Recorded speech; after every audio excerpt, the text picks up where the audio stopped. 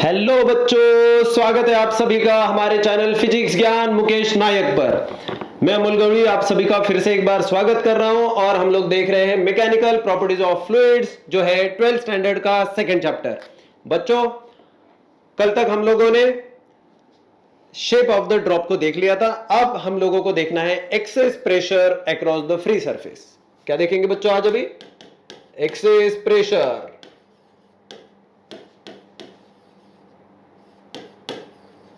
across free surface। Okay, चलिए बच्चों, excess pressure देखना है हम लोगों को। होपफुली रिवीजन करके आ रहे हो, ठीक है? होपफुली रिवीजन करके आ रहे हो, अदरवाइज रिवीजन करके आ जाओ यार। चाहे तो वीडियो को पॉज कर लो, लेकिन रिवीजन करके आ जाओ, ठीक है? रिवीजन के बिना आगे मत चलिएगा। चलो बच्चों, फिर अभी हम लोग देखते हैं इसको। किसको? एक्सेस प्रेशर को। एक्सेस मतलब ज्यादा वाला प्रेशर। कोई तो ज्यादा वाला प्रेशर डाल रहा होगा शायद, इसलिए हम लोगों को प्रेशराइज किया गया है कि ये पार्ट को ले लो। तो कुछ तो हो रहा है। अभी देखो, कोई भी अगर लिक्विड किसी भी सॉलिड के अंदर पुट कर देते हैं, या कोई भी अगर लिक्विड है, तो अभी होता यह है कि उसको एक मेनिस्कस फॉर्म हो रहा है, कॉनकेव कॉन्वेक्स दोनों तरीके का। अब देखो, दोनों तरीके से जो फॉर्म हो रहा है उसकी वजह है कि कहीं ना कहीं पे इनसाइड द प्रेशर ज्यादा हो सकता है या आउटसाइड द प्रेशर ज्यादा हो सकता है। आपको तो ये तो पता है कि जो लिक्विड के मॉलिक्यूल्स सरफेस के ऊपर है, वो सरफेस को टेंशन एक्सपीरियंस करते हैं, सभी एक्सपीरियंस करते हैं, और उनकी डायरेक्शन जो होती है, सरफेस टेंशन की डायरेक्शन जो होती है, वो उसको टेंजेंशियल होती है। ये भी हम लोगों को पता है। फाइनली रिजल्टेंट फोर्स जो होता है वो शेप दे देता है। तो जो रिजल्टेंट फोर्स है वो शेप दे रहा है। तो हम लोगों को वही अभी 3 केसेस में डिवाइड करके उसको देखने का है कि 3 अलग। हम लोग इसको थोड़ा सा फास्टली ले रहे हैं क्योंकि ये बहुत ज्यादा वेटेज नहीं कैरी कर रहा है। ये बहुत ही क्रूशियल, ये इंपॉर्टेंट चीज है, लेकिन बहुत ही क्या कहते हैं, डिफिकल्ट और वेटेज वाली चीज नहीं। तो हम लोग उसको जल्दी से एक रशअप कर लेते हैं। सबसे पहले देख लेते हैं कि अगर प्लेन लिक्विड सरफेस है तो, सबसे पहली केस प्लेन लिक्विड सरफेस है तो, ठीक है? चलो दूसरी एक केस देख लेते हैं। तुरंत यहीं पे हम लोग तुरंत स्टार्ट कर देंगे, बिल्कुल उसको अभी कोई छुट्टी नहीं इधर। तो दूसरा सरफेस हमारा कॉन्वेक्स लिक्विड सरफेस है तो, कॉन्वेक्स लिक्विड सरफेस के लिए। ओके, चलिए। और अगर तीसरा बच्चों ध्यान दो, अगर तीसरा है कॉनकेव लिक्विड सरफेस के लिए, कॉनकेव लिक्विड सरफेस क्यों होता है? चलो सबसे पहले से स्टार्ट कर देते हैं। चलो बच्चों, इसको एक ही मार्कर में देख रहे हैं क्योंकि हम लोगों को थोड़ा सा समझने के लिए आसान हो जाएगा। ये है लिक्विड, ये है उसका फ्री सरफेस। क्या है? एक लिक्विड है, उसका एक फ्री सरफेस है। ऊपर हवा है, उधर एक पार्टिकल ले लेते हैं ए। नीचे पानी है, लिक्विड है, उधर एक पार्टिकल ले लेते हैं बी। 2 पार्टिकल हमारे हो चुके हैं। इधर होगा सरफेस टेंशन, इधर होगा सरफेस टेंशन का फोर्स। हम लोग इसको एक्चुअली एफटी से भी डिनोट करते हैं। फोर्स ये टेंजेंशियल होता है ना, इसलिए हम लोग इसको चाहे तो क्या कर ही देते हैं अभी 2 मिनट में।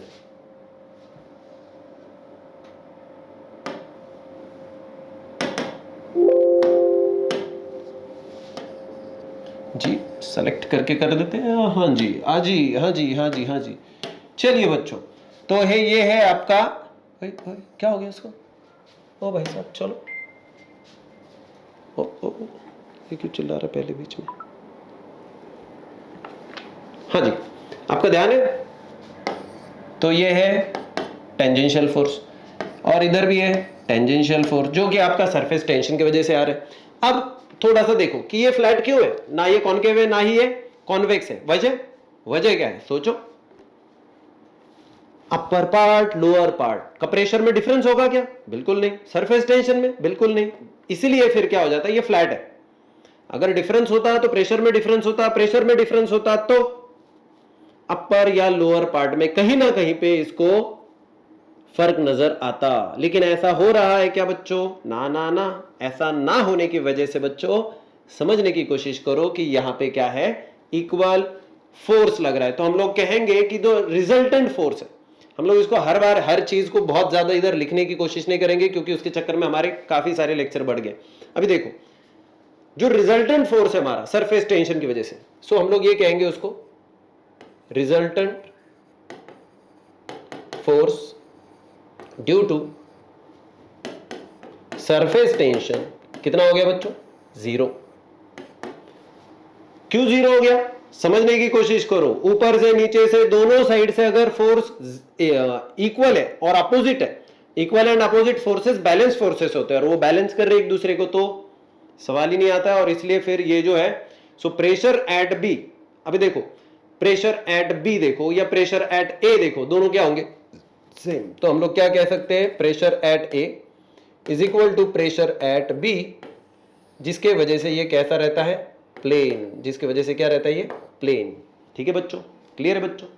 क्लियर होना ही चाहिए, हम लोग क्लियर करने के लिए ही चल रहे हैं। चलो, अरे वही मैं सोचूं ये कहाँ घूम गया भाई, इतना पास कैसे आ गया? सॉरी सॉरी सॉरी, मेरा ध्यान ही नहीं इस पे। हाँ जी हाँ जी हाँ जी, ये कभी कभी हो जाता है, ये भटक जाता है अपना रास्ता। ठीक है, हम लोग नहीं भटकेंगे अपना रास्ता, इसको मैं बिल्कुल भटकने नहीं देंगे हम लोग जी। चलिए, ये भले भटके, आप मत भटकना, आपका ध्यान यहां पे होना चाहिए, ध्यान पूरा यहां पे। अब देखो, अब हम लोगों ने क्या देखा? कॉन्वेक्स लिक्विड सरफेस है। मुझे बताओ, कॉन्वेक्स लिक्विड सरफेस मतलब लिक्विड का सरफेस अभी देखो ऐसा बाहर से है कि नहीं बच्चों? ऐसा है।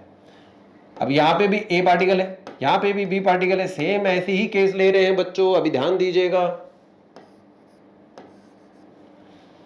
ऐसे केस में होता क्या है? ये ऐसा शेप आता क्यों है?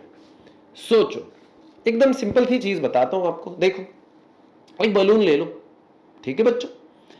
अगर मान के चलो हम लोगों ने एक ऐसा बलून है, अगर उसको हम लोग दबा देते हैं, समझो साइड से दबा देते हैं, तो अभी ऐसे हॉरिजॉन्टली उसको प्रेस करने की वजह से वर्टिकली देखो उसकी लंबाई बढ़ती चलती है। करेक्ट है कि नहीं? होगा कि नहीं? ऐसा होगा ना? बस वही चीज है।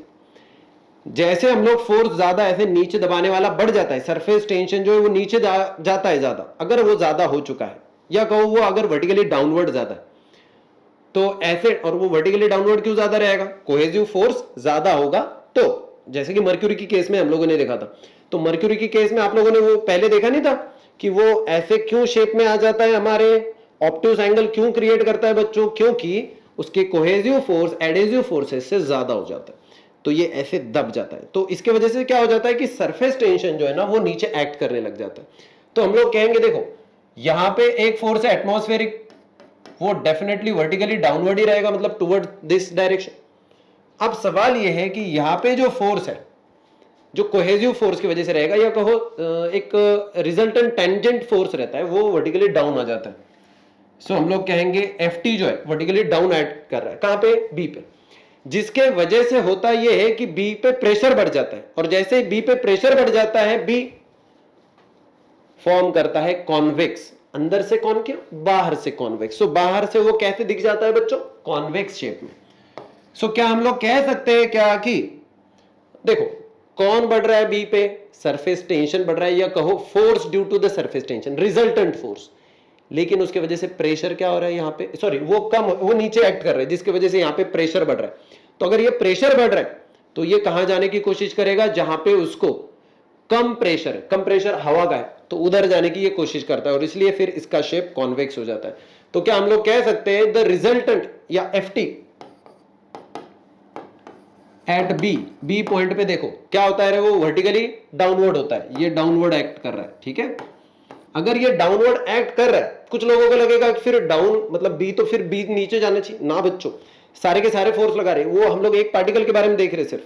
जैसे हम लोग इसको फोर्स को देखेंगे, ये दबाएगा तो ये P के ऊपर प्रेशर बढ़ जाता है, सो B, प्रेशर ऑन B ज्यादा हो जाता है कि नहीं? ये बढ़ जाता है। देन प्रेशर ऑन A, जिसके वजह से हो जाता है कि ये शेप आ जाता है कॉन्वेक्स में। सो रिजल्टेंट है कॉन्वेक्स। क्यों बढ़ा? समझ गए क्या? सो फोर्स यहां पे डाउनवर्ड में ज्यादा जाने की वजह से नीचे मॉलिक्यूल जा रहे हैं, जिसकी वजह से वो इसको ऊपर ढकेल रहे हैं। ठीक है, तो ये उसको अपर साइड में ढकेल रहे हैं। ठीक है ठीक है ठीक है, आगे अब है लास्ट वाला पार्ट। कुछ शेप्स ऐसे भी होते चल रहे हैं, है कि नहीं?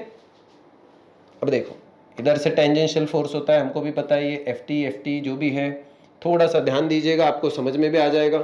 ये फोर्स की डायरेक्शन होती है, समझो ऐसी है, यहाँ पे बी है, यहाँ पे ए है, ओके बच्चों।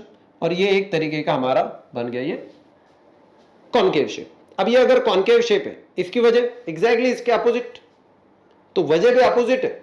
एफ जो है मतलब रिजल्टेंट फोर्स, टेंजेंशियल फोर्स, ये क्या कर देता है, अपवर्ड चले जाता है।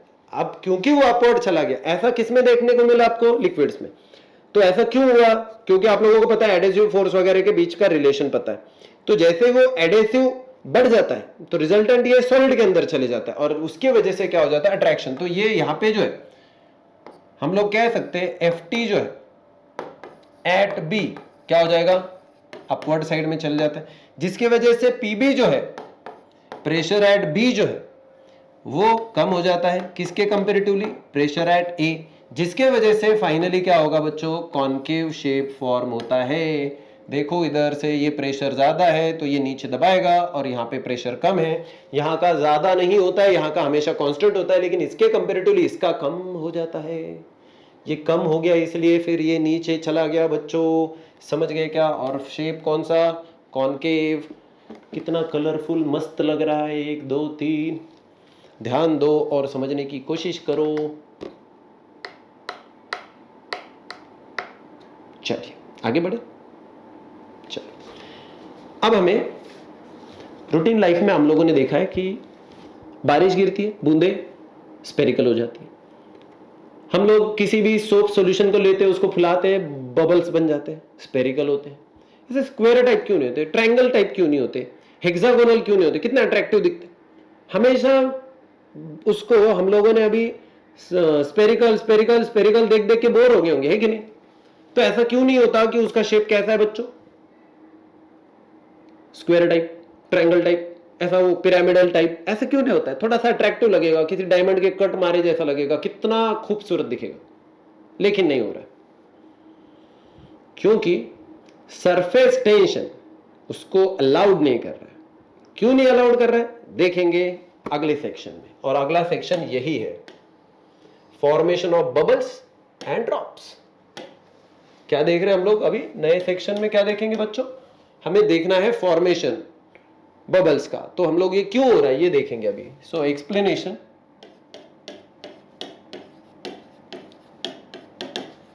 Of formation of bubbles and drops. Okay, drops and bubble whatever जो भी है। चलिए बच्चों, ध्यान ध्यान ध्यान ध्यान ध्यान ध्यान दो, जल्दी इधर, ठीक है, पूरा अटेंशन इधर। मम्मी पापा चाचा मामा जो भी कोई भी डिस्टर्ब कर रहा है उनको बोलना नॉट नाउ, नॉट नाउ, ठीक है। अगर आप थोड़ा सा ध्यान दो तो काम आसान हो जाता है। आधा ध्यान इधर आधा ध्यान उधर, वो काम ही मत करो। या तो पूरे तरीके से लेक्चर ही देख लो, या तो पूरे तरीके से उनका काम ही कर लो, लेकिन इंपॉर्टेंट है कि इसको समझना, इसलिए थोड़ा सा ध्यान दीजिएगा। सबसे पहले देखो कि ये जो शेप्स होते हैं बबल्स के और ड्रॉप्स के, ये कैसा होता है, हमेशा स्पेरिकल शेप होता है। कैसा होता है, स्पेरिकल शेप, ठीक है। समझो ऐसे मान के चलो कि हम लोगों ने एक कंटेनर था, जस्ट हाइपोथेटिकली उसको कंसिडर करके चलते हैं कि जैसे आप लोगों फिल्मों में देखते हो ना कि कोई बंदा इधर था अचानक से गायब हो गया, है ना। तो वैसे ही समझो, ऐसे मान के चलो कि अभी हमारे पास एक कोई तो कुछ भी ले लेते हैं यार, कोई कंटेनर नहीं हमारे पास यहाँ पे, चलो चलो कोई, चलो ये कंटेनर ले लेते हैं, चलो मेरे पास भी है ना। हाँ जी, ये क्या है बच्चों, देखो थोड़ा सा, ये एक पेन की कैप है। समझो मान के चलो कि मैंने इसमें पानी डाल दिया, तो पानी का शेप क्या हो जाएगा बच्चों, बच्चों बताओ, पानी का शेप क्या हो जाएगा। पानी का शेप हो जाएगा सिलेंड्रिकल, क्योंकि ये कैप का जो गैप है, कैप का गैप, हाँ कैप का गैप क्या है, सिलेंड्रिकल। अगर ऐसे मान के चलो कैप की गैप, ये जो है ये पूरा ये कैप जो है अचानक से गायब हो गई, ये कैप जो है पेन की वो सडनली गायब हो गई एकदम से।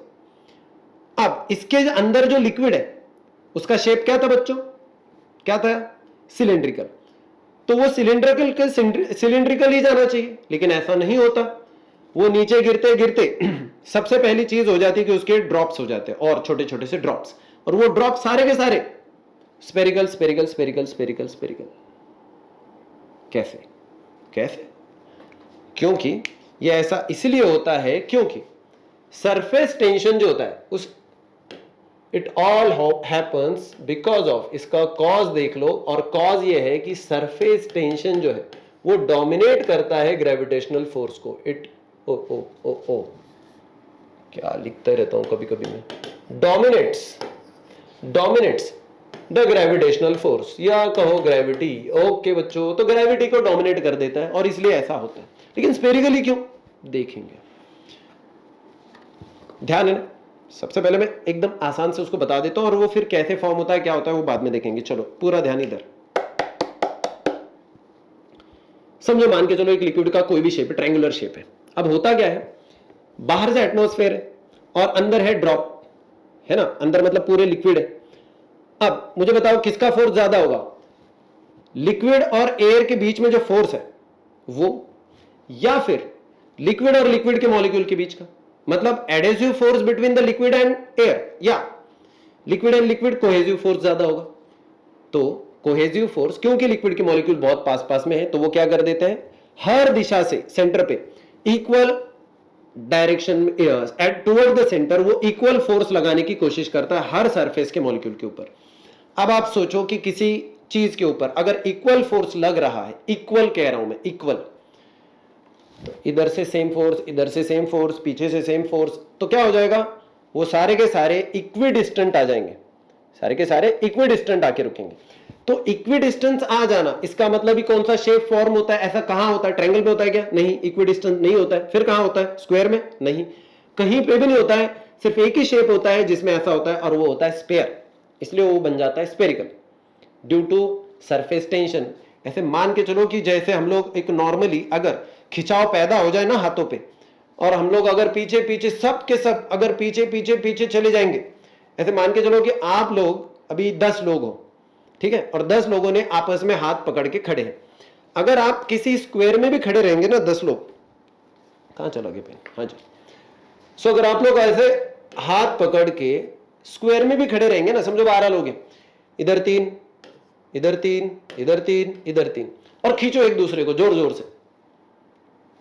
अगर आपका टेंशन बढ़ जाता है तो आप सब डेफिनेटली ये शेप छोड़ के इस शेप में आ जाओगे, सर्कल जैसा। ये स्पेरिकल टाइप हो जाता है। बस यही है, एकदम सी सिंपल सी चीज। ओके, अब अगर हम लोगों को तो ये क्या कर देता है, सरफेस टेंशन ट्राई करते रहता है सरफेस एरिया को कम करने के लिए, और सरफेस एरिया कम करने के चक्कर में उसका शेप बन जाता है स्पेरिकल। ठीक है बच्चों? सो फाइनली अब इसमें क्या होता है वो देखना बहुत जरूरी है। ठीक है, ये मैं इसको रब कर देता हूं।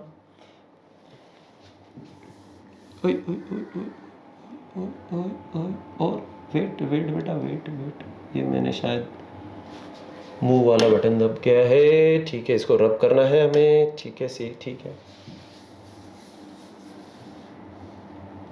ओके, स्पेरिकल शेप क्यों हो गया है? क्योंकि ग्रेविटी को डोमिनेट कर रहा है। ठीक है, अब सबसे पहले देखो बच्चों, हाँ जी, इधर इधर इधर इधर इधर इधर इधर समझो, मान के चलो कि एक वाटर का ड्रॉप है, मान के चलते हैं। तो चलो मान के चलने में क्या जा रहा है कि नहीं, तो वाटर के ड्रॉप को निकालते हैं। पहले सबसे पहले देखो वाटर का ड्रॉप निकाल लेता हूं मैं किधर, ये है वाटर का ड्रॉप। ओके, और इसके बाहर और एक सर्कल बना रहा हूं ऐसे डॉटेड डॉटेड डॉटेड। क्यों, बताता हूं आपको।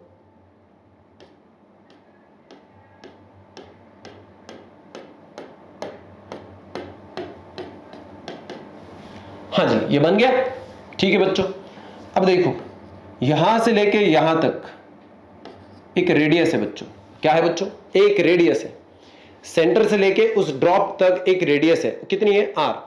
यहां पे सेंटर पे एक प्रेशर है बच्चों, PI, pressure inside the liquid. Okay, या pressure inside the drop. Okay बच्चों, और फिर बाहर भी एक प्रेशर होगा बच्चों।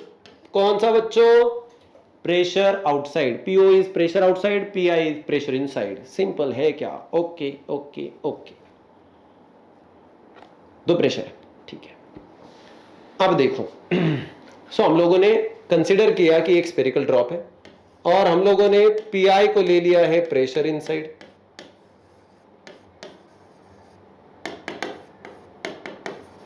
और पीओ ले लिया है हम लोगों ने बच्चों प्रेशर आउटसाइड, प्रेशर आउटसाइड। हाँ जी बच्चों, दो चीजें हम लोगों ने ले ली है, वो आप लोगों को इसलिए समझने के लिए क्योंकि अब मुझे बताओ प्रेशर अंदर ज्यादा होगा कि बाहर ज्यादा होगा? डेफिनेटली अंदर। बाहर का प्रेशर कम है, अंदर का प्रेशर ज्यादा है। सो इसलिए देखो, as the pressure inside is greater than the pressure outside, तो क्या होगा? एक्सेस प्रेशर हो गया, कहां? अंदर ज्यादा है और बाहर कम है। तो इसलिए ये जो एक्सेस प्रेशर है हम लोग इसको ले लेते हैं, देखो as PI is greater than PO, तो एक्सेस प्रेशर कितना हो गया? कितना ज्यादा प्रेशर है ये कैसे निकालते? बड़े में से छोटे को माइनस करके।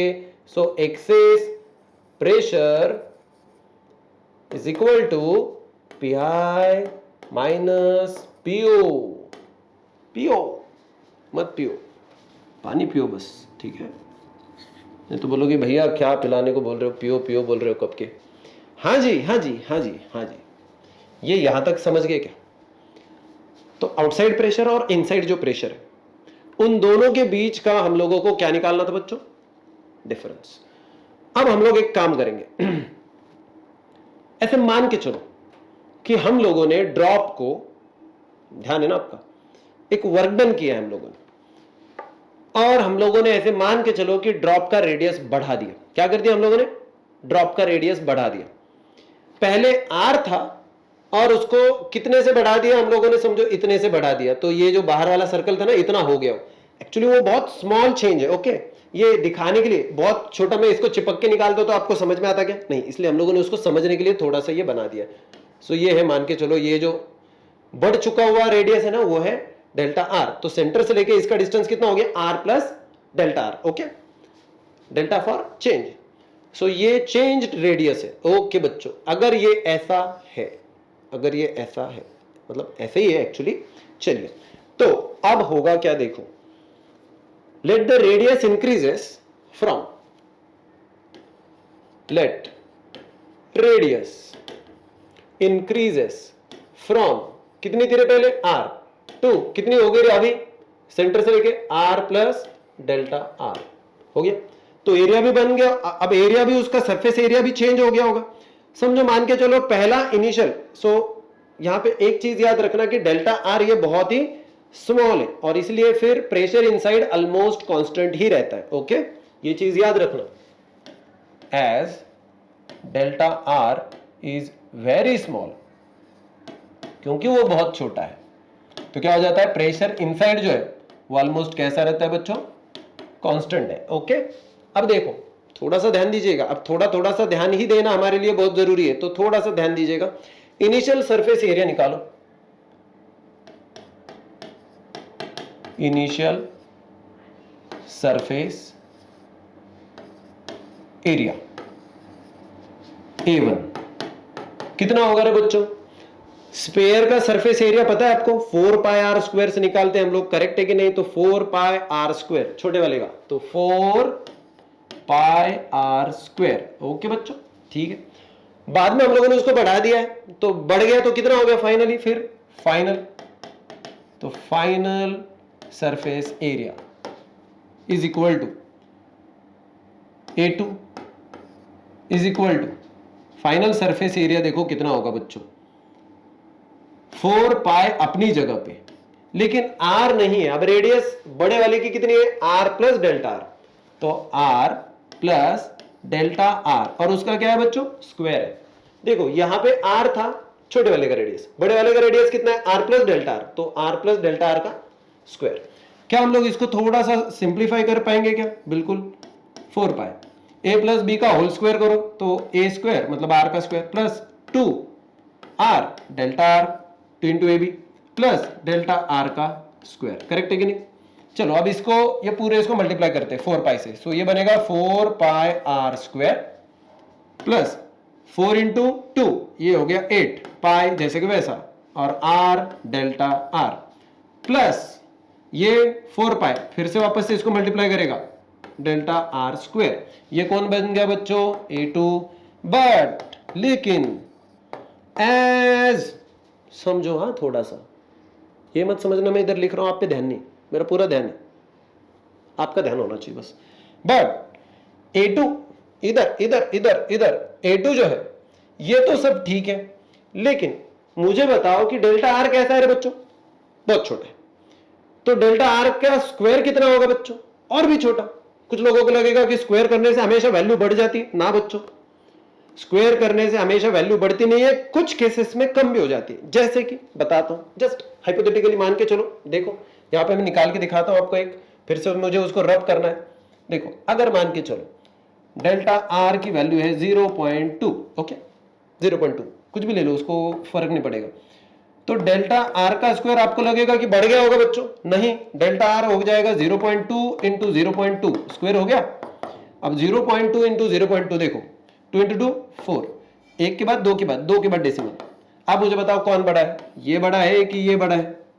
डेफिनेटली ये बड़ा है, ये छोटा हो चुका है, मतलब स्क्वायर करने पे ये वैल्यू कम हो चुकी है। कई सारे लोगों के भेजे में ये चीज बार बार नहीं घुसती, कई बार आपको ऐसा आएगा जब 12th पढ़ रहे हो, 11th पढ़ रहे हो, तो ऐसा कई बार आ जाता है, कई बार, कि वो बोल देते हैं कि इसकी वैल्यू छोटी है इसलिए उसका स्क्वायर का वैल्यू हम लोग निगलेक्ट कर देंगे। और कई सारे लोगों का दिमाग ही नहीं काम करता है, ऐसा क्यों कर रहे हैं, ऐसा क्यों कर रहे हैं, ऐसा क्यों कर रहे हैं, कि वजह यहां पे समझ लो कि 0.2 बड़ा नंबर है और उसका स्क्वायर 0.04 छोटा नंबर है, इसलिए उसको निगलेक्ट करेंगे हम लोग, क्योंकि वो बहुत छोटा है तो उससे फर्क नहीं पड़ेगा, इसलिए हम लोग उसको क्या कर रहे हैं बच्चों? ओए ओए ओए ओए, अरे बार बार ऐसा क्यों हो जाता है? कहां पे थे?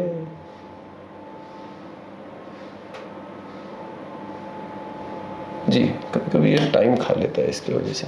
हाँ जी चलो बच्चों ध्यान दे रहे ना। बट एज, अभी देखो कौन छोटा है बच्चों? But as delta R is very small, delta R square is neglected. तो डेल्टा आर स्क्वायर निग्लेक्ट है, तो इसका मतलब ये पूरी टर्म क्या हो जाएगी? निग्लेक्ट। इसको देखो ही मत। देयरफॉर फाइनली A2 कितना बन जाएगा बच्चों? 4 pi R square plus 8 pi R delta R. Correct है क्या? है क्या? मतलब क्या है? निकाल के दिखा रहे हो, बिल्कुल सही है। क्या गलत है इसमें? ये तो निग्लेक्ट हो चुका है, इसको मत लिखो बस, क्योंकि ये नंबर बहुत छोटा है, इसमें ऐड भी कर दोगे तो कोई ज्यादा फर्क नहीं आएगा, इसलिए ये एग्जैक्ट नंबर नहीं है, ये क्लोजर नंबर है, ये ऑलमोस्ट नंबर है। ठीक है, चलिए सबसे पहले ये इसको समझ गए होंगे आप लोग, तो ये बहुत अच्छी बात है। और फिर हम लोगों को बहुत अच्छी बात के बाद में अभी देखने का है कि उसका जो फाइनली वर्क डाउन है, या तो फिर हम लोग उसका प्रेशर का डिफरेंस निकालने का था, तो वो कितना है, तो उसको निकालने के लिए हम लोग निकालेंगे प्रेशर का जो डिफरेंस है, उसको निकालने के लिए हम लोग करेंगे वर्क डन निकालेंगे। ठीक है ना। सरफेस एरिया बढ़ गया है क्या? हाँ बढ़ गया। कितना बढ़ गया? कैसे बताएंगे आप लोग? डेल्टा ए से। So change in surface area कैसे निकालेंगे बच्चों? Delta A.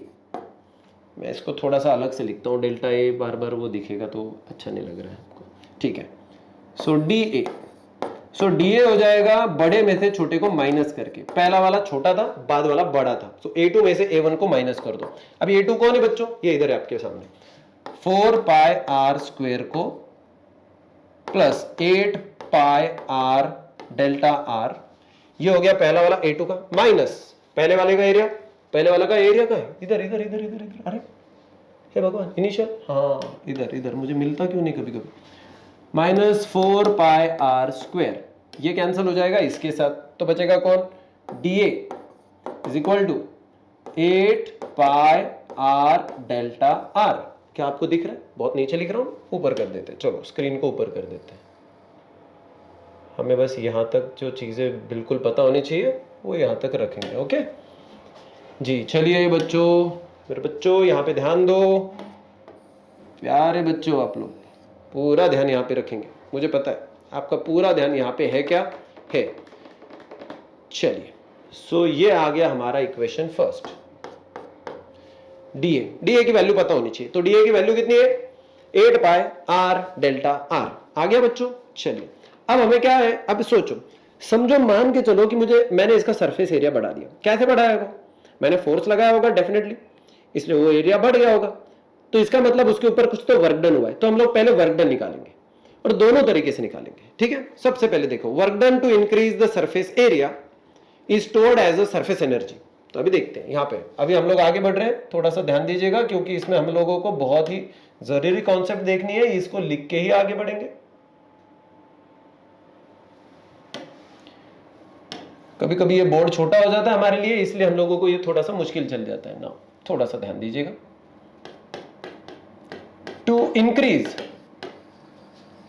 क्या लिख रहा हूं मैं, ओ भाई साहब, to increase surface area the work done,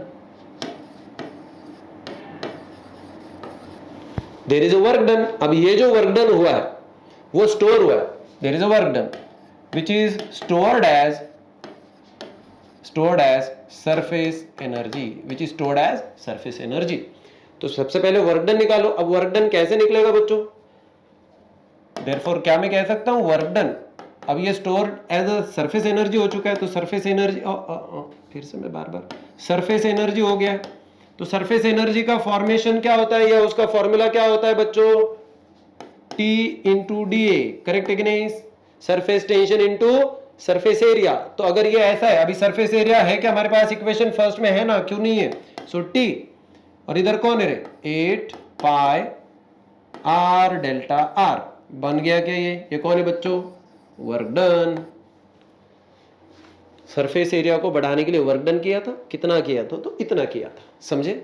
चलो, अब ये हो गया हमारी इक्वेशन सेकंड, ये हो गया हमारी इक्वेशन सेकंड। नोट डाउन करते चलो। हाँ, इक्वेशंस फर्स्ट कौन सी है, सेकंड कौन सी है, क्योंकि हम लोग किसी को पुट करने वाले हैं तो हमारे लिए वो जरूरी है। क्योंकि जब भी किसी चीज को डिराइव करते हैं तो डिराइव करते वक्त हम लोगों को डेरिवेशंस को, कुछ फॉर्मूलाज को नंबर देने पड़ते हैं। चलो, अब ये वर्क डन हम लोग सरफेस एनर्जी में स्टोर हो गया ऐसे निकाला, ये तो ठीक है। लेकिन ये वर्क डन क्यों हुआ वो भी तो सोचो। ये वर्क डन इसलिए हुआ क्योंकि उसके ऊपर फोर्स लगा और उसके वजह से change in the distance of the radius हो गया और वो डेल्टा आर हो गया। तो क्या हम लोग कह सकते हैं, also work done is due to force F causing, जिसके वजह से क्या हुआ? Causing change in radius, causing change in radius. तो रेडियस में बदलाव हुआ, रेडियस में बदलाव हुआ डेल्टा आर। तो अभी देखो वर्क क्या होता है? फोर्स इनटू डिस्प्लेसमेंट, है कि नहीं? सो क्या हम लोग कह सकते हैं therefore dw is equal to force into displacement कितना है? Delta R. करेक्ट है कि नहीं? Am I right? यहां पे देख लो, ये बहुत जरूरी है। इसको इक्वेशन थर्ड पुट कर लेते हैं। हम लोगों को बाद में इक्वेट करके निकालना है प्रेशर, इसलिए हम लोग इसको सबसे पहले इतना तमाशा कर रहे हैं, अदरवाइज इतना तमाशा करने की जरूरत नहीं थी। लेकिन अब मुझे बताओ बच्चों, जो एक्सेस प्रेशर होता है, जो सॉरी एक्सेस जो फोर्स है, ये जो फोर्स लगा हुआ है हमने, वो फोर्स कैसे निकालेंगे हम लोग?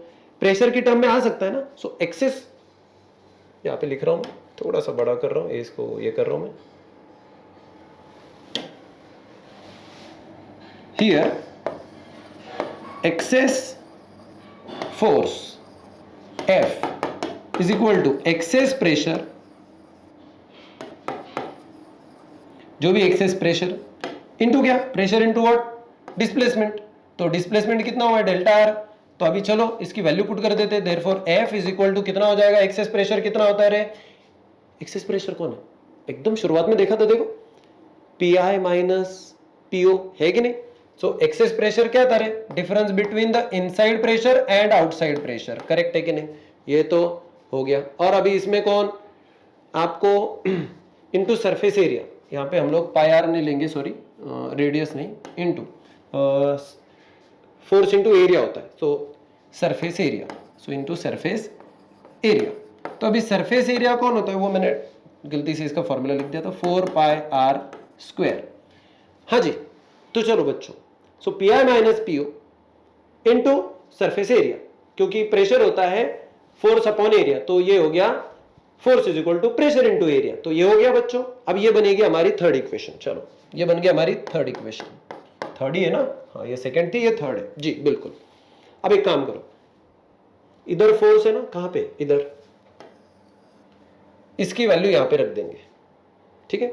तो इक्वेशन थर्ड कुछ बनेगी और उसको हम लोग यहां पे दोनों को इक्वेट करेंगे।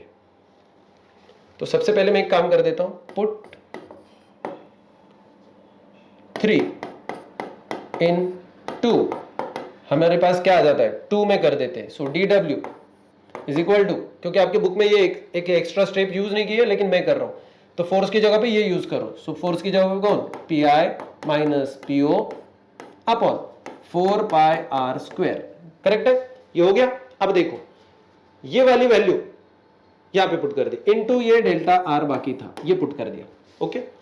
फोर्स की जगह पे उसकी वैल्यू आ गई है, इनटू डेल्टा आर आ चुका है, ये डीडब्ल्यू। अब एक काम करो, ये इक्वेशन 4 बना दो। अब मुझे बताओ, थोड़ा सा ऊपर भी देखते हैं हम लोग, और इनको इक्वेट करना है, उस तक मैं लेके जाता हूं। इसको थोड़ा सा मूव कर लेता हूं बच्चों, हाँ जी। अब मुझे देख के बताओ, यहां पे ये जो इक्वेशन है सेकंड dw है, ये जो इक्वेशन 4 है ये भी dw है, मतलब ये दोनों भी वर्क डन है। इसका मतलब अगर लेफ्ट हैंड साइड सेम है, मतलब राइट हैंड साइड भी सेम ही होगी। तो फिर मैं लिख देता हूं equating equation 4 and equation 2, what do we get, right hand side लिख लो, फिर pi माइनस पीओ ब्रैकेट में, उसके बाद में 4 pi R square delta R is equal to कौन हो चुका है, T 8 pi R delta R, correct है क्या? Am I done now? Of course I am going to done now. अभी ये खत्म करते हैं इसको जल्दी जल्दी, पाई पाई कट जाएगा, कट गया, एक आर कट जाएगा, ये देखो ये आर के साथ, ये देखो ये गया गया, ये मर गया, एक आर गया, एक ही था, इधर एक बच जाएगा, पाई कट गया, पाई भी कट गया, और इसका ये कट गया, ये कट गया, इधर बचेगा 2, है कि नहीं? हाँ जी। अंत में क्या बचेगा अब वो देखते हैं, हमें निकालना क्या है वो भी देख लो। तो अगर हम लोगों को अंत में क्या बचता है वो देखना है, तो इधर बचना है हमको पी आई माइनस पीओ, निकालना भी इसी को है हमको। इधर कौन बचा है बे? इधर बचा है आर, एक आर बचा है, ये तो कट गया, ये सब कट गया, इज इक्वल टू, इधर कौन बचा है, ये 2 बचा और ये टी बचा है, तो 2t, हाँ जी। आर को इधर लेके जाओ और फाइनल हमारी इक्वेशन बन जाएगी पी आई माइनस पीओ, क्योंकि हमें इसी को निकालना है तो दूसरे की जरूरत नहीं है। आर इधर जाके उसको डिवाइड करेगा, 2t अपॉन आर, यही है वो क्रूशियल फॉर्मूला जिसको मैं इक्वेशन 5 कहूंगा, और ये हमारे लिए बहुत जरूरी है, बहुत, समझ गए? इसका डेरिवेशन आपके लिए बहुत जरूरी है। डेरिवेशन ना भी हो लेकिन आपको ये प्रेशर का डिफरेंस, इसका फॉर्मूला बिल्कुल जरूरी है for the competitives. Definitely boards के लिए तो डेरिवेशन भी जरूरी हो जाता है बच्चों। क्लियर है कि आपको? बबल के लिए कुछ अलग नहीं है, एकदम सिंपल सी चीज है, वो मैं बता दूंगा, लेकिन पहले ड्रॉप को समझो। ड्रॉप बहुत जरूरी चीज है, ठीक है? एक बार ओवरव्यू कर लो, जितनी भी हम लोगों ने चीजें देखी है उसको चेक कर लो। तो मूव कर लेता हूं आपके लिए, थोड़ा सा टाइम जाएगा, लेकिन अभी आज इसको खत्म करना ही है आज। देखो हम लोगों ने एक ड्रॉप लिया था, उसका एरिया बढ़ा दिया, ओके। पहले प्रेशर इनसाइड था पी आई, बाद में है पीओ। हमको पता है कि प्रेशर इनसाइड ज्यादा है पीओ बाहर वाले से, तो पी आई माइनस पीओ की वैल्यू निकालने की। तो ये जो है इसका पहले इनिशियल एरिया आर था, रेडियस आर था, बाद में उसको थोड़ा सा बढ़ा दिया। बढ़ाने के लिए हम लोगों ने कुछ वर्क डन किया। ये सारी चीजें, पहले उसका सरफेस एरिया निकाला A1, A2 भी निकाल लिया दूसरे रेडियस के साथ में। फाइनली ये A1 A2 आ गया, सरफेस एरिया का चेंज निकाल लिया DA, वो आ गया कुछ वैल्यू। अरे हाँ। अब इसको हम लोगों ने देखा कि ये इंक्रीज करने के लिए हम लोगों ने कुछ वर्क डन किया है, वो स्टोर्ड हो गया है सरफेस एनर्जी की वजह से। सरफेस एनर्जी होती है TDA, सो ये DW मतलब वर्क डन हो गया आपका, T की जगह पे उसकी वैल्यू और DA की वैल्यू वहां से ऊपर से यहाँ पे पुट कर दी। फाइनली ये जो वर्क डन है ये किसके वजह से हो रहा है? फोर्स लगाने की वजह से डिस्प्लेसमेंट होगी है रेडियस की। तो फाइनली क्या हो गया? DW मतलब वर्क डन। ये कितना हो गया? Force into displacement. तो फोर्स की वैल्यू हम लोगों ने सबसे पहले निकाली, excess pressure into surface area. Finalize करेंगे और फिर देखो यहां एक्सेस प्रेशर था into surface area. Excess pressure है पी आई माइनस पीओ, और ये हो गया सरफेस एरिया ऑफ दैट। तो हो गया। अभी इन इक्वेशंस को हम लोगों ने एफ की जगह पे मैंने यहाँ पे पुट कर दी वैल्यू, और ये बन गया DW। एफ की जगह पे वहां पे ये वैल्यू ये पुट कर दी, फाइनली आ गया। अब हम लोगों ने इक्वेशन सेकंड को और फोर्थ को इक्वेट किया, डी डब्ल्यू थे एक जैसी, तो लेफ्ट हैंड साइड सेम थी तो राइट हैंड साइड भी सेम निकली, वैल्यू पुट कर दी, काट छाट कर ली, और लड़ाई के बाद में अंत में हम लोगों को समझ में आ गया ये भगवान ऐसा क्यों करता हूं कभी कभी। चलो जो भी है, रिजल्ट समझ गया ना, चलो आगे बढ़ते हैं, कहाँ इसमें टाइम वेस्ट करना है, टाइम तो हो गया हमारा, उसको पढ़ा के हो गया और मुझे लग रहा है आपको समझ भी गया है। तो अभी हम लोग आगे बढ़ेंगे और बहुत ही इंपॉर्टेंट चीजों की ओर चलेंगे बच्चों। हाँ, एक चीज बस उसमें बताना बाकी था, फॉर बबल। तो बबल में क्या होगा, देखो कुछ ज्यादा होता नहीं है बबल में। देखो सबसे पहले देखो, बबल होता है ऐसा खोखला, खोखला मतलब अंदर से उसमें हवा है, बाहर से भी हवा है कि नहीं। बबल को कितने, ड्रॉप को एक ही सरफेस एरिया होता है बच्चों, देखो बाहर वाला, लेकिन बबल को दो होते हैं, एक अंदर वाला सरफेस एरिया, एक बाहर वाला सरफेस एरिया, इसलिए उसका सरफेस एरिया ड्रॉप के कंपैरेटिवली डबल हो जाता है, बस इतना ही। तो अगर उसका सरफेस एरिया डबल हो जाता है, तो अगर हम लोग देखेंगे लास्ट में, एकदम लास्ट में, मैं आपको कुछ ज्यादा नहीं उसकी डिटेल्स में लेके जाऊंगा, अगर वर्क डन देखेंगे हम लोग, फाइनलाइज करने के लिए बता रहा हूं, उधर कितना था 8 पाई आर डेल्टा आर, है ना, बस इधर भी वैसे ही रहता है, लेकिन 8 इंटू 2 हो जाता है क्योंकि दो सरफेस एरिया है। सो ये क्या हो जाएगा 8 पाई आर डेल्टा आर, ठीक है, ये जो भी हम लोगों ने एकदम शुरुआत में देखा था, ठीक है। सो डी डब्ल्यू इसका, और इंटू इसका चेंज इन द प्रेशर था, पी आई इंटू क्या था वो, P I minus P O, इससे मल्टीप्लाई कर रहे थे। अब ये सब कुछ डबल हो जाएगा क्योंकि ये प्रेशर इंटू सरफेस एरिया, तो सरफेस एरिया जो है वो डबल हो गया, तो 16 टाइम्स हो जाता है। तो हम लोग अगर इसको देखेंगे, टी फाइनली डी डब्ल्यू बता रहा हूं मैं आपको, so T into D A हो जाता है, तो डी ए जो है ना वो फाइनली 8 पाई था ना, वो 16 pi R delta R, R delta R, यहां पे हो जाता है वर्क डन। अभी अगर हम लोग इसको फाइनलाइज करेंगे कि पीओ पी आई, सॉरी ये ऊपर वाले को नहीं लिखेंगे तो भी चलेगा, देखो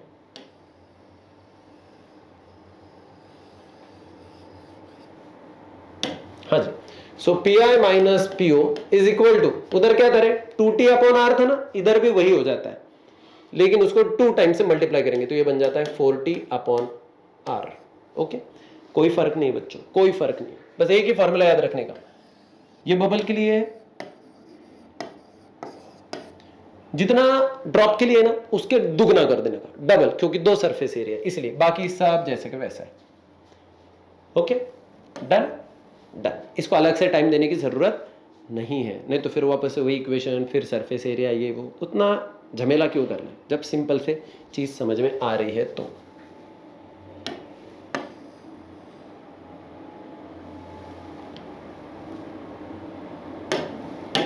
जी अब हम लोग बच्चों आगे बढ़ रहे हैं, उसका एक न्यूमेरिकल आपके बुक में दिया है, बहुत ही आसान वाला न्यूमेरिकल है, प्रेशर का डिफरेंस दिया है, पी आई माइनस पीओ, उसके बाद में और भी कुछ चीजें दी है, जैसे सरफेस टेंशन दिया हुआ है, और फिर आप लोगों को क्या निकालना था, उसका डायमीटर निकालने को कहा था, वो ड्रॉप का वगैरह, तो P I minus PO is equal to 2t upon R, formula लिख दिया, आर को एक साइड में लेके गए और फॉर्मूला में वैल्यू पुट करके हमारा आंसर आ चुका है। ये बहुत मुश्किल वाला काम नहीं है बच्चों, लेकिन अभी यहां से आगे वाला जो काम है वो हमारे लिए बहुत क्रूशियल है। मैं एक सेकंड में देख लेता हूं हमारा, चलिए चलिए चलिए बच्चों, हमें देखना है बहुत ही इंपॉर्टेंट चीज, और वो है कैपिलरी एक्शन। आज हमको इसको खत्म करना ही है बच्चों, तो इन एनी वे हम लोग इसको खत्म करेंगे, थोड़ा लंबा भी टाइम चलेगा तो चलेगा। कैपिलरी एक्शन, पहली बेसिक चीज समझ गई तो बहुत हो गया, तो इसमें बहुत ज्यादा आपको टाइम नहीं लगेगा, बेसिक चीज को समझ लो। कैपिलरी क्या होता है वो समझ लो पहले। कैपिलरी होती है एकदम छोटी वाली जो बोर होती है, बोर मतलब डायमीटर, ठीक है, तो छोटा सा रेडियस या छोटा सा बोर वाला जो होता है ना, जैसे बोरवेल कहते हैं हम लोग, बोरवेल मतलब बोर मीन्स होल, ठीक है, जैसे बंदूक को भी बोर होती है अंदर से, तो वो जहां से बंदूक निकलती है, गोली निकलती है, हाँ जी, तो देखो वो बोर होता है। तो अब उस बोर में से, जैसे ग्लास की एक बोर है, उसको दोनों, ग्लास की एक बोर है एकदम छोटी बोर, उसकी लगभग 1 मिलीमीटर की जितनी, बहुत ज्यादा या अप्रोक्सीमेट उसके 1 मिलीमीटर की जितनी उसकी डायमीटर होती है। अब देखो हम लोग अगर उसको ले लेते हैं, ठीक है, दो अलग अलग से लिक्विड है हमारे पास, कितने, दो अलग अलग से लिक्विड है। अब दो लिक्विड में अगर हम लोग उसको देखेंगे तो हम लोग उसको राइज या फॉल की टर्म्स में देखेंगे।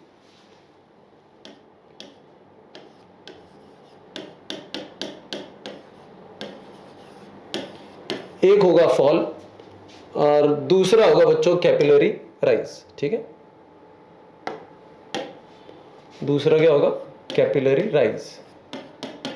राइज बाद में देखेंगे, पहले अभी हम लोग देखेंगे फॉल।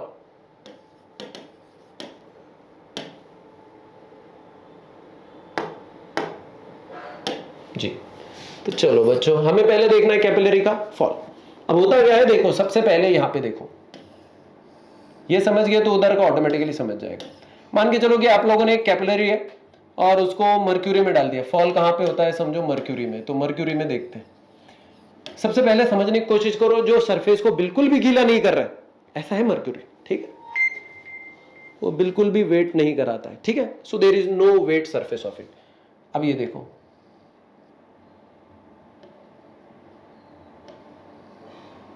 शेप कॉन्वेक्स हो जाता है, ये आपको पता है। हम लोग चार पोजीशन देख रहे हैं, चार पार्टिकल की। ए है, बी है, और इधर सी और डी है। इधर सी है और इधर है डी। ओके बच्चों, इधर भी ऐसे ही देखने वाले, ठीक है, बाद में देखेंगे उसको। सबसे पहले इधर देखते हैं। अब होता क्या है, देखो सबसे पहली चीज यहां पे आप लोगों को समझना है कि चार पार्टिकल की पोजीशन ले रहे हैं। देखो, दो एटमॉस्फेयर में, ये इधर एयर है ना, तो ये एटमॉस्फेयर में।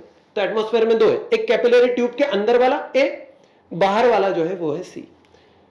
कैपिलरी ट्यूब के अंदर वाला लेकिन मर्क्यूरी का पॉइंट है बी, और उधर बाहर मर्क्यूरी कैपिलरी ट्यूब के बाहर वाला जो पॉइंट है वो है डी। तो ऐसे हमारे पास चार पॉइंट है।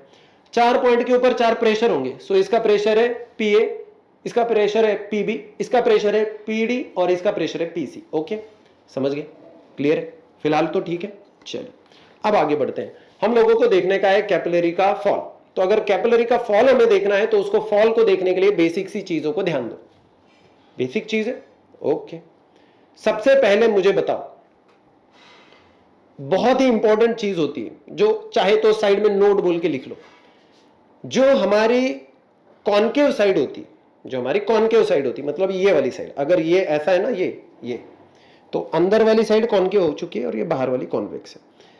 तो जहां पे ये कॉनकेव साइड होती है ना, वहां प्रेशर हमेशा ज्यादा होता है। इधर याद रखना, मैं कहां पे लिखूं उसको, ऐसे इधर लिख देता हूं। कॉनकेव का प्रेशर ये हमेशा ग्रेटर होता है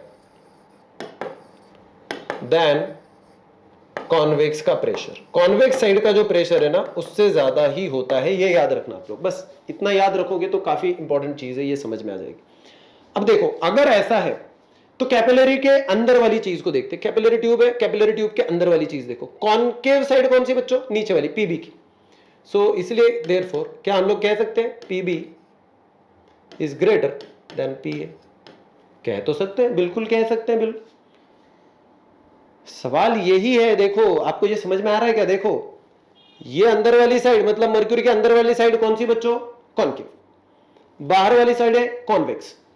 तो बाहर वाली साइड में प्रेशर कम रहेगा, अंदर वाली साइड प्रेशर ज्यादा रहेगा। सो पीबी इज ग्रेटर देन पीए। यहां तक क्लियर है? लेकिन अब देखो, ए की और सी की लेवल सेम है। लेवल ऑफ ए एंड सी कैसी है? सेम। क्योंकि इन दोनों की लेवल सेम है, दोनों का प्रेशर भी सेम होगा। देयरफॉर क्या मैं कह सकता हूं P A is equal to P C, या कहो P C is equal to P A? बिल्कुल कह सकते हैं, क्यों नहीं। अब ये एक और चीज आ गई, देखो देखो, ये दोनों सेम हो गए। ओके, एज इधर ध्यान दो, surface between C and D देखो कैसा है रे? फ्लैट है ना, प्लेन है।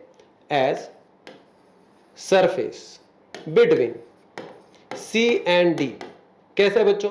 प्लेन। कैसा है बच्चों? प्लेन है। क्योंकि ये प्लेन है, इसका मतलब ऊपर वाला और नीचे वाला फोर्स दोनों सेम है। ऊपर वाला नीचे वाला प्रेशर भी दोनों सेम है। इसका मतलब ये मैं कह सकता हूं pressure on C is equal to pressure on D. Correct है क्या?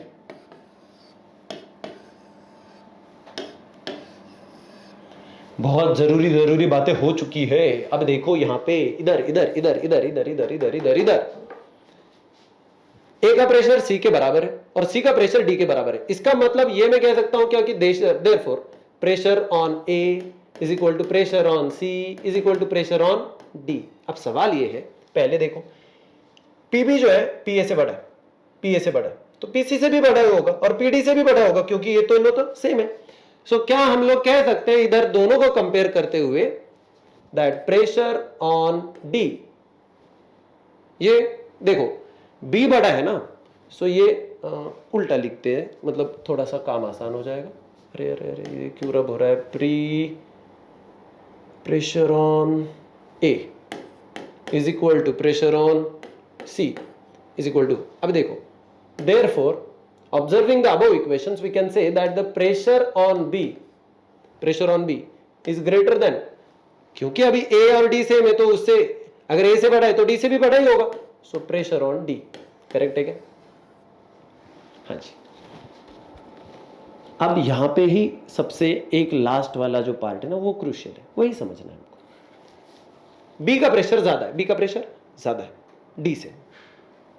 अब होता यह है क्योंकि इसका यहां पे ट्यूब में सरफेस एरिया, देखो प्रेशर को मेंटेन करना है ना, उसको इक्विलिब्रियम में रहना है, उसको शांत रहना है कि उसको हिलते डुलते रहना है, नहीं, उसको क्या करेगा, उसको प्रेशर को मेंटेन करने का। सो प्रेशर को मेंटेन करने के लिए ये हो जाता है, अब यहां का ये सरफेस एरिया कम है तो इसका जो मर्क्यूरी है वो नीचे से बाहर आ जाता है और वो इधर चले जाता है, समझे? तो इसके जो अंदर वाली ये जो कॉलम वाली है, यहां पे देखो होता क्या है, इधर कॉलम वाला जो भी था मर्क्यूरी वो थोड़ा नीचे चला गया, तो कॉलम वाला मर्क्यूरी नीचे और वो बाजुओं को मिल जाएगा तो ये बाकी वाले ऊपर चले जाएंगे, समझे? और इसलिए फिर अगर हम लोग देखेंगे तो कैपिलरी ट्यूब के अंदर वाली जो मर्क्यूरी की लेवल होती है वो बच्चों नीचे चली जाती है, वो कम रहती है कंपेयर टू द साइड वाले, ये जो कोई भी जो कंटेनर है उसके कंपेरेटिवली। तो ये ऐसा बन जाता है। ये किसके लिए बनता है बच्चों? मर्क्यूरी के लिए बनता है, याद रखना ये मर्क्यूरी है। मर्क्यूरी या मर्क्यूरी के जैसे जो भी है जो सॉलिड लिक्विड को लिक्विड्स सॉलिड को गीला नहीं करते, those who does not wet the surface, ये ऐसा होता है। अब एग्जैक्टली सेम राइज का भी कॉज होता है, कहां पे बच्चों? इधर लिक्विड में। अगर देखेंगे तो ऐसी लेवल देख लो, यहां पे है बच्चों C, यहां पे है बच्चों A, यहां पे है बच्चों B और यहां पे है बच्चों D। अब वापस से अगर यही देखेंगे, अब देखो A का प्रेशर ज्यादा होगा क्योंकि वो कॉन्केव साइड में, B का प्रेशर कम होगा।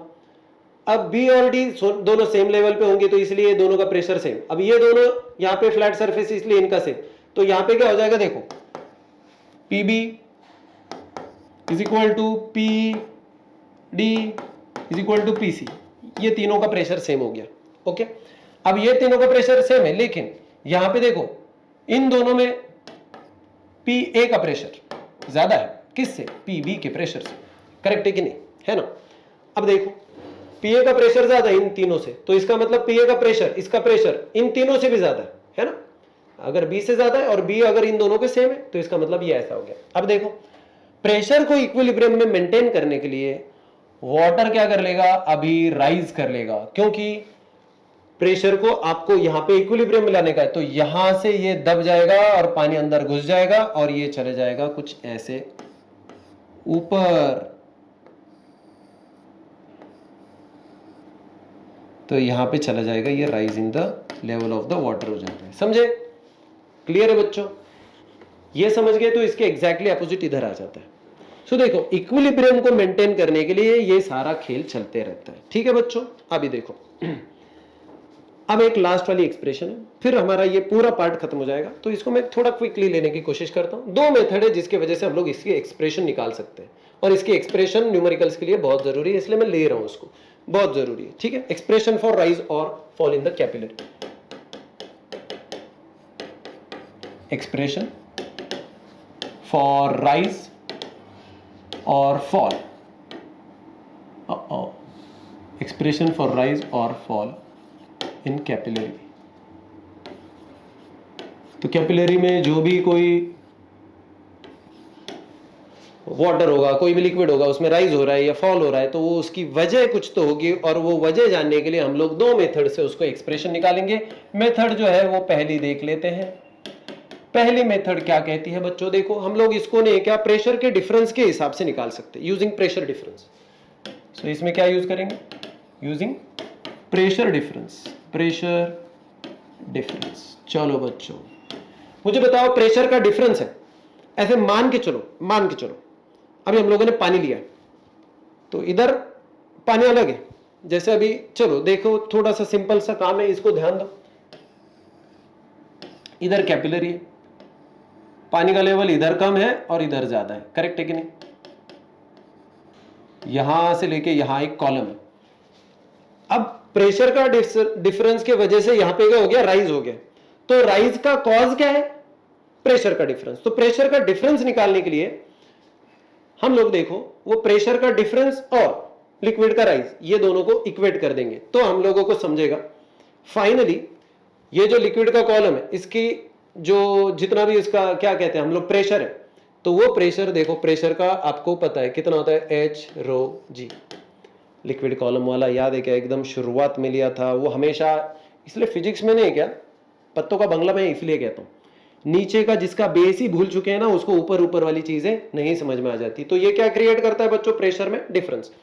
लेकिन अब यही हम लोगों ने एक थोड़ी देर पहले फॉर्मूला देखा था प्रेशर का चेंज, क्या था? 2T upon are. अब आपको लगेगा कि भैया ये 2T अपॉन आर कौन है, और हम लोगों ने छोटा आर देखा था, या अब यहाँ पे ये बड़ा आर कैसे आ गया? बता रहा हूं, एक डायग्राम निकाल रहा हूं आपको समझने के लिए, ध्यान दीजिएगा। मान के चलो यहाँ पे ये कॉलम है, वो थोड़ा सा डायग्राम बना ही लेता हूं इसको ढंग से जी, समझो। मान के चलो उतना ये कॉलम है हाइट से, ओके।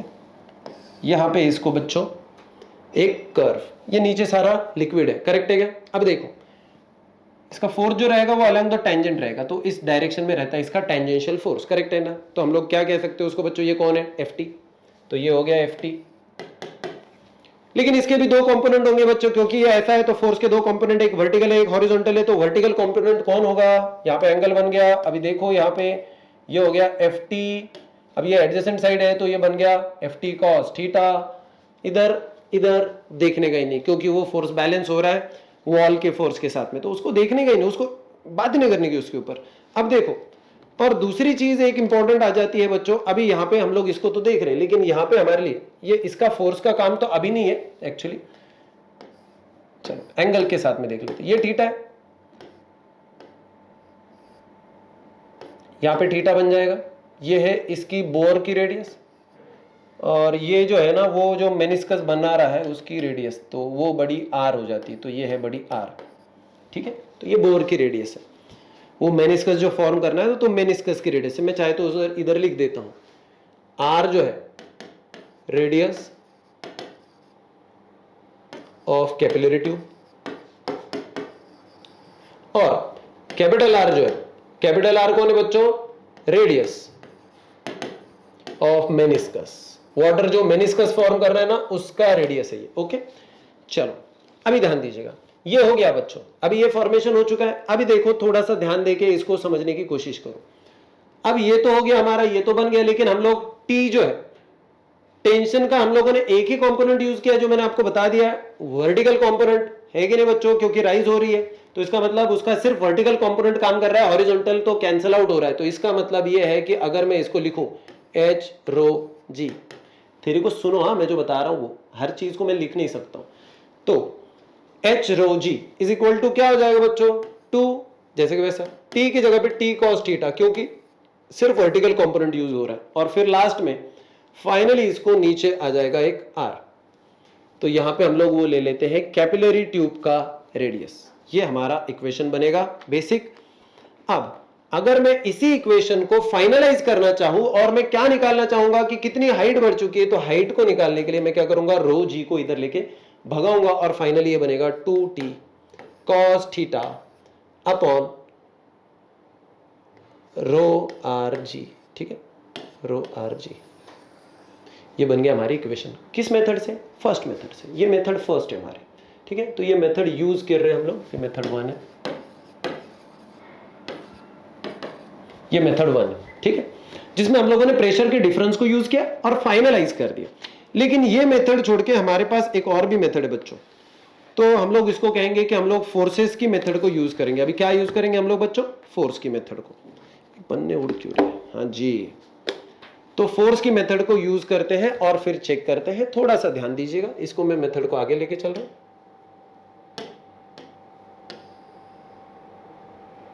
मेथड 2 निकालते हैं हम लोग, मेथड 2 के साथ में अभी देखेंगे। चलो, so there is a method 2।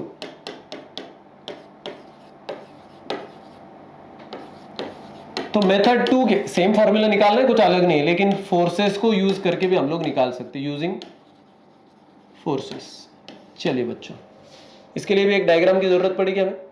चलो, ये कॉलम है जी, ये है वो मेनिस्कस, ये है उसका force tangential along the tangent, जो भी है। ठीक है बच्चों, इधर जो एंगल है वो अपोजिट में भी बनेगा, इधर बनेगा थीटा, तो ये वाली साइड बन जाएगी एफ टी कॉस थीटा, ये है आपका टी, ये है आपका, अरे अरे अरे हिल क्यों रहा भाई साहब,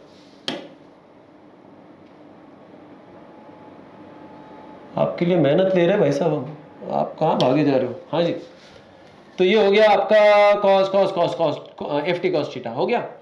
हाँ जी, अब यहाँ पे हमारा एक काम हो गया। अब देखो, एफ टी कॉस थीटा जो है ना बच्चों, बताओ मुझको, F T cos theta cancel होगा कि नहीं होगा? बिल्कुल होगा। किसके वजह से होगा बच्चों? एफ टी कॉस थीटा इसके वेट के वजह से कैंसिल आउट हो जाएगा। इधर देखो, मतलब बैलेंस हो जाएगा। ऐसे कहो कैंसिल क्यों कहना, हम लोग बैलेंस कहेंगे। यहाँ पे हम लोग कैंसिल वर्ड निगेटिवली देखने की जगह पे हम लोग इसको देखेंगे कि ये क्या हो रहा है बच्चों, थोड़ा सा। हाँ जी, हाँ जी जी बच्चों, चलो, तो अभी ये आ गया, ध्यान दीजिए, यहां पे हो गया। अब एक काम करते हैं, फोर्सेस की टर्म में जब हम लोग इसको देखने की कोशिश कर रहे हैं, तो सबसे पहले देखो कि जो वेट ऑफ द कॉलम है, ये है पूरा कॉलम। अब इसका अगर मैं पूरा का पूरा वेट, अब ये कॉनकेव, ये अंदर वाला, इधर तक के हाइट तो ले रहा हूं, लेकिन इधर तो कुछ गैप है, आप लोग बोलोगे, लेकिन उसको हम लोग निग्लेक्ट करेंगे, तो इतना अभी देखेंगे नहीं इसको, माइनर माइनर। तो ये जितनी भी हाइट है ना कॉलम की, उस कॉलम के हाइट के हिसाब से हम लोग उसका क्या करेंगे, वेट निकालेंगे। अब वेट अगर हम लोग निकालते हैं, और एक दूसरी चीज है जिसको आपको ध्यान देना, ठीक है, इमेजिन करो कि यहाँ पे सिलेंडर है और सिलेंडर के अंदर पानी है। तो अभी अंदर ऊपर से अगर हम लोग देखेंगे ऊपर से, तो आपको एक चीज तो पक्का पता होगी ना बच्चों कि वो अंदर से ऐसा दबा हुआ है, ऊपर से देखते हैं तो कॉनकेव है, तो उसका फोर्स हर डायरेक्शन में, हर पार्टिकल जो सॉलिड के सरफेस के कांटेक्ट में उधर से लग रहा है। इसका मतलब कितने पार्टिकल से कि जितना फोर्स लग रहा है, तो वो टोटल अगर हम लोग देखेंगे, the length of liquid in contact, वो है 2 pi R. Length of liquid in contact of solid कितनी हो गई रे बच्चों? 2 पाई आर। कितना हो गया बच्चों?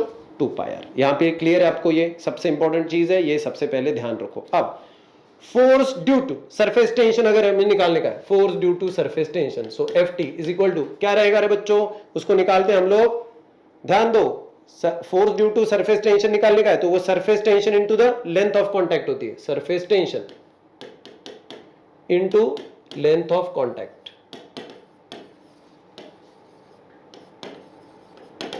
ठीक है, तो एफ टी हमारा कितना हो जाएगा बच्चों? Surface tension 80 into length of contact है, अभी निकाली थी 2 पाई आर।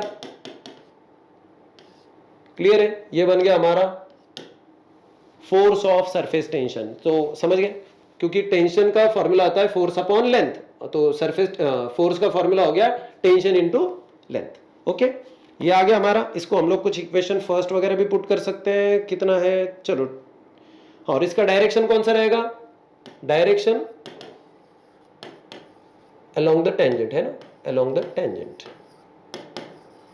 ठीक है, चलो अब इसको थोड़ा सा और आगे चलाते हैं हम लोग। अब देखो, लेकिन इसके कितने कंपोनेंट्स है फोर्स के? 2 कंपोनेंट है। 2 कंपोनेंट में से एक वर्टिकल एक हॉरिजॉन्टल है। हॉरिजॉन्टल के बारे में हम लोग बात नहीं करेंगे क्योंकि वो कैंसिल करता है। तो अगर मैं इसके वर्टिकल कंपोनेंट को निकालना चाहूं, तो हम लोग कहेंगे उसको एफ टी, वर्टिकल के लिए एफ वी। तो अभी वो कितना हो जाएगा बच्चों? वो हो जाएगा इतना ही, टी 2 पाई आर। ये तो ठीक है, लेकिन वर्टिकल कंपोनेंट कितना है? Into what? Cos theta. आ गया क्या? ये इक्वेशन फर्स्ट ले लो, इसको समझ गए? फिलहाल तो ठीक है। अब मुझे बताओ, वॉल्यूम जो बढ़ चुका है, वो वॉल्यूम कैसे निकालेंगे हम लोग? राइज्ड वॉल्यूम ले लेते हैं। तो जो बढ़ चुका है ना लिक्विड, उसका वॉल्यूम ले लेते हैं। तो वो वॉल्यूम हो जाएगा V इज इक्वल टू, अब वो जितना भी वॉल्यूम है, सिलिंड्रिकल शेप है तो नीचे का area pi R square, pi R square, और उसकी हाइट आ गया वॉल्यूम, करेक्ट है कि नहीं? तो इसका बेस मतलब पाई आर स्क्वायर इंटू इसकी हाइट, ये h है, हाइट है इसकी, ठीक है जी। तो आ गया पाई आर स्क्वायर h। अब फाइनलाइज करते हैं इसको। मास कितना होगा देखो बताओ, मास कितना होगा रे बच्चों? इसकी वजह से इसका मास कितना बन गया। अब मास क्या होता है आपको पता है, क्लियर है क्या? Pi R square h into rho, मतलब क्या? Density into volume. So pi R square h, ये हो गया उसका वॉल्यूम इंटू इसकी डेंसिटी, ये हो गया इसका मास। अब हम लोगों को निकालने का वेट। सो वेट मैं इधर लिख रहा हूं, ये मास है, ठीक है। अब हम लोगों को इसका वेट निकालने का है। सो वेट क्या होता है बच्चों? mg। तो ये मास तो आ चुका है, m pi R square h rho into G. ये कौन आ गया भाई? वेट आ गया। अब ये जो वेट है, ये जो कंपोनेंट है हमारा, उसके अपोजिट डायरेक्शन में। So this must be equal and opposite to the component due to the surface tension. तो इसको अगर ये अपोजिट है तो हम लोग इसकी टर्म्स को देखो।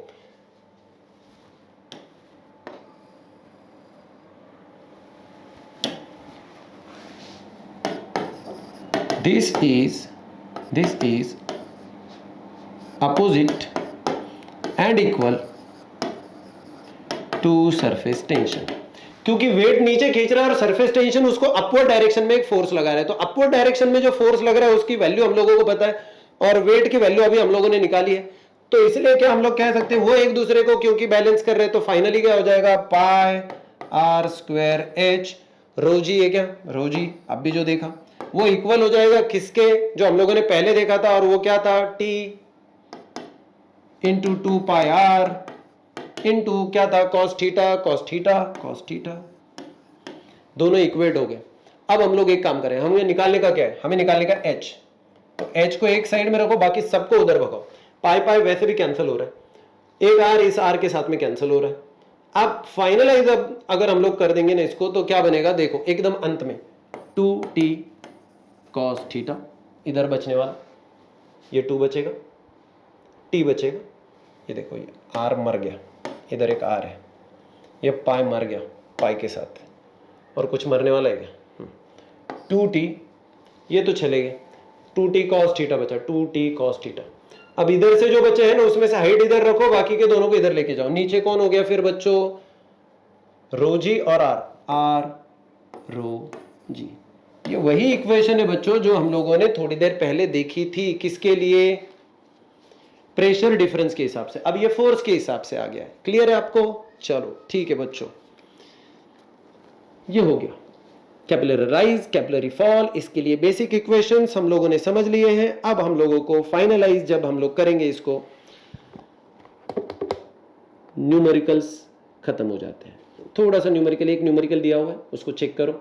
सॉल्व वाले न्यूमेरिकल्स हम लोग लेने से बेटर हम लोग सेपरेटली कुछ न्यूमेरिकल्स लेंगे। और बच्चों आज का लेक्चर यहाँ पे समाप्त होता है। कल से हम लोग बच्चों बहुत ही क्रूशियल जो पार्ट में बता रहा हूं, आपको लग रहा होगा कि भैया आप हर चीज को ऐसे बता रहे हो, मेरा काम है आपको बताना, क्योंकि वो सच में इंपॉर्टेंट चीज है। क्या चीज है जिसको आप लोग छोड़ दोगे? ठीक है, क्या चीज है जो छोड़ना चाहिए? जब तक टाइम है कर लो। अब एग्जाम होने को आपको और 8-10 महीने, तो तब तक कर लेते हैं। ठीक है, चलो बच्चों, इसी चीज के साथ में हम लोग आज रुक जाते हैं और फिर अगले लेक्चर मिलेंगे। Bye bye bye, see you all.